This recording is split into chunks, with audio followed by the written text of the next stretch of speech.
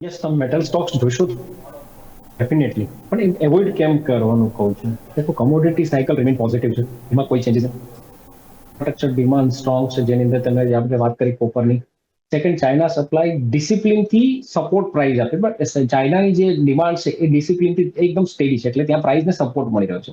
Copper aluminium demand structurally rising થઈ છે. પણ એવોઇડ કેમ કરવું જોઈએ આ લેવલ થોડું? ને એવું નથી કે કોઈ લેવું ના જોવું હોય તો વેચી નાખવું જોઈએ. ફ્રેશ બાઇંગ થોડું એવોઇડ કરવું જોઈએ. એનું કારણ છે કે એગ્રેસિવ બાઇંગ જ્યારે હ્યુઝ ગેપ અપ કે રેલી પછી એગ્રેસિવ બાઇંગ થોડું ટાળવું જોઈએ. બેટર એપ્રોચ કે buy on correction, buy on dip હોવું જોઈએ. એટલા માટે આપણે અહીંયાથી થોડું ટ્રેન્ડથી વિપરીત જઈ રહ્યા છીએ કે થોડું કરેક્શન આવે ત્યારે આપણે આ સ્ટોક્સની અંદર એન્ટ્રી લેવી જોઈએ. ડેફિનેટલી તમે જોશો તો ઝીંક છેલ્લા 1.5-2 મહિનાથી હિન્દ ઝીંક તમે જોશો તો 620 થી લઈને 640 ની રેન્જમાં ટ્રેડ કરી રહ્યો છે.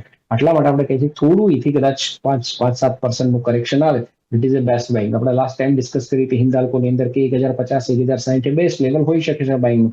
એના રિઝલ્ટના પછી 1070-1085 સુધી ગયો અને ત્યાંથી આજે 1160 સુધી જઈએ. તો જ્યારે બેસ્ટ નીચેના લેવલે મળતું હોય યા તો ફિર એક ફેર પ્રાઇસે મળતું હોય ત્યારે આપણી જે પેલું કહી શકાય ને કે બાઇંગ ઓન ડીપ, પેલું કહેવાય ને કરેક્શનમાં લઈશું તો વેઇટિંગ ઓછું થશે અને રિટર્ન વધારે મળશે. ઓકે, તો જેમ સરે કીધું એ પ્રમાણે જરૂરથી આપણે એક વખત રિવ્યૂ જરૂરથી આપણે કરવો જોઈએ.